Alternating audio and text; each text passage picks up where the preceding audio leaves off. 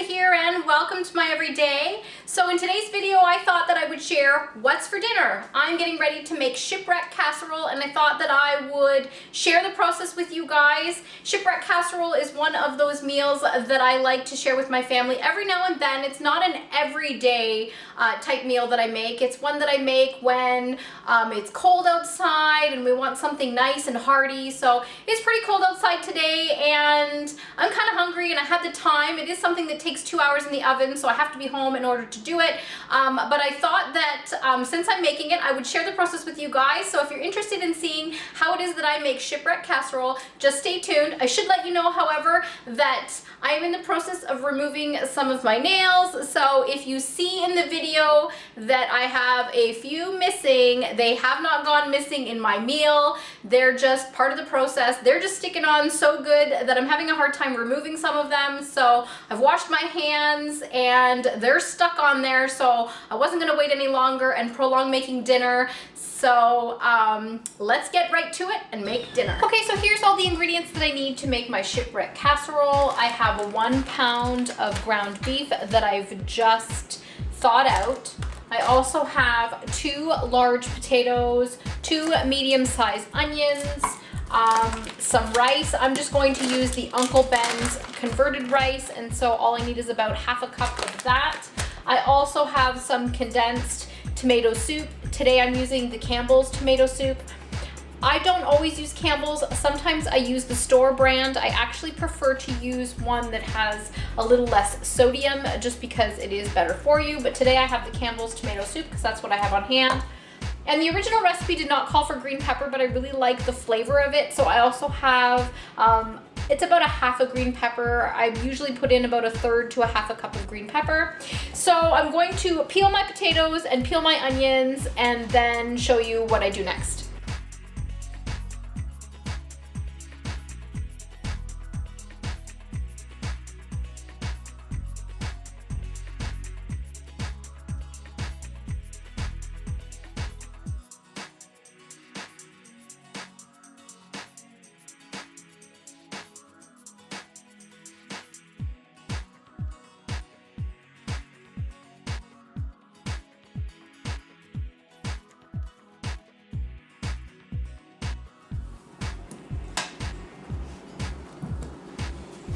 Okay, so now that I've peeled my potatoes and I've peeled my onions, I'm gonna grab my oven-safe dish. I'm using a Corningware dish.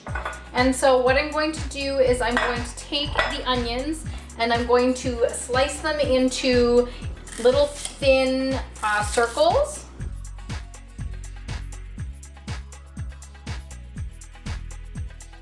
You have your thinly sliced circles. You just take your circles and then you place them just flat across the bottom of the dish until the entire dish is covered in onion. Okay, so then I just take a little bit of black pepper and I just sprinkle some black pepper all over that first layer. Then I'm going to take my potatoes and I'm going to basically thinly slice some circles there as well. And I'm going to repeat the same process that I did with the onions and just place it over top of the onions.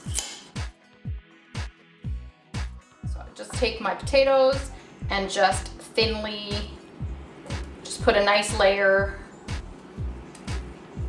just like I did with the onions.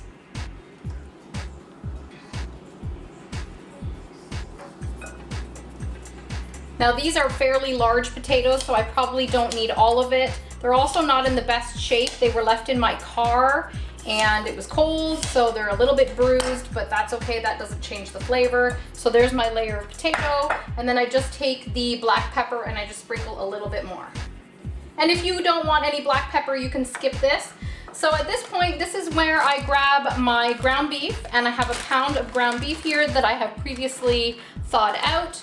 And I'm just going to dump it all here over top of the potatoes, and I'm going to pack it all into a nice, thin, flat layer.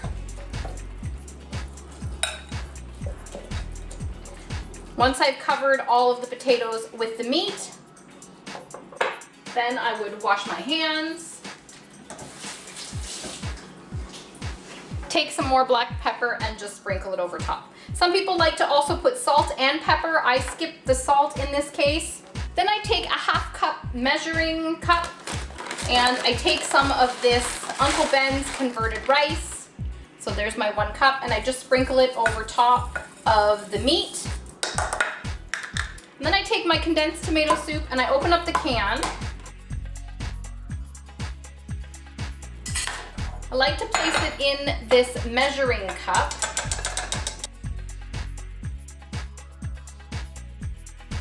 And once I have it all in this measuring cup, I have some water that I have pre-boiled in my kettle. I'm just going to fill up the can with the boiling water. Be very careful because the can can get quite hot.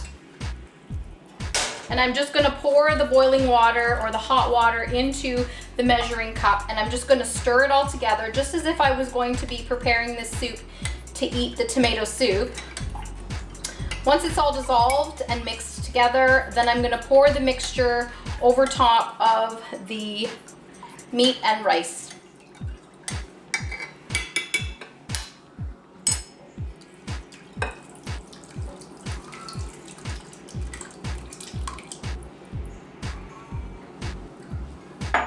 Next, I'm gonna cut up my green pepper. Again, this is absolutely optional. This is a step that I put in. The original recipe actually called for chopped up celery, but my family doesn't like celery, so I'm going to use a green pepper. I really like the flavor. Sometimes I put it in before I put in the tomato soup, but then I find that sometimes the green pepper moves around and so it's not as evenly distributed. So I just cut up the green pepper.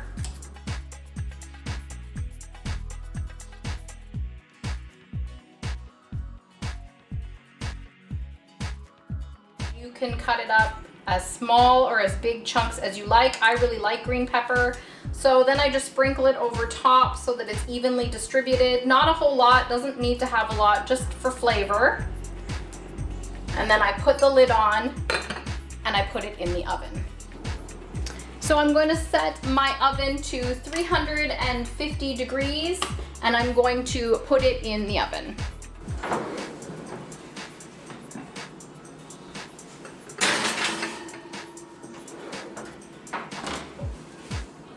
I'm going to set my timer for 2 hours.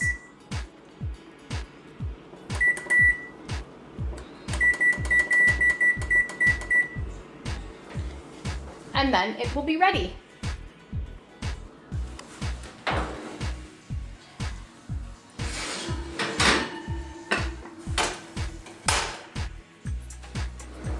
All right, everyone, so I've taken it out of the oven. I actually checked my timer and I still have about 15 minutes left before the 2 hours is up.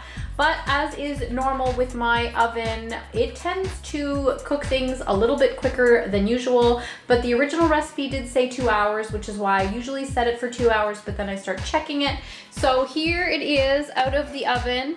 This is what it looks like. This is what it should look like when it comes out.